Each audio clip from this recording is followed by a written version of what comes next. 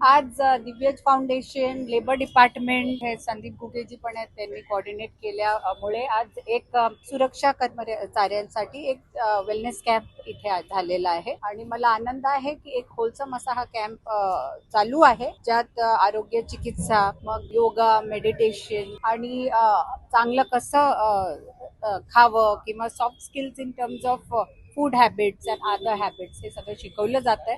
पुढे यांच्याबरोबर NSCचा पण एक उपक्रम होणार आहे, ज्याने मनी मॅनेजमेंट हे लोक शिकणार आहे. तर होलसम असा हा वेलनेस वर्कशॉप होता आणि त्यात आम्ही आहोत. दिव्यज फाउंडेशन आहे, याचा आम्हाला आनंद आहे. मॅम, मनसे अध्यक्ष राज ठाकरेंनी पुन्हा सभा घेतली. त्यांनी मराठी माणसाला एकत्र राहण्याचं आव्हान केलं आहे. मराठी माणूस एकत्रच राहतो, बाहेरून येणारे आपल्याला वेगळं करण्याचा प्रयत्न करतात. तर मराठी माणूस एकत्र आहे. मराठी आमची परम भाषा आहे, सगळ्यात नंबर 1 भाषा, यात काही दुमत नाहीच आहे.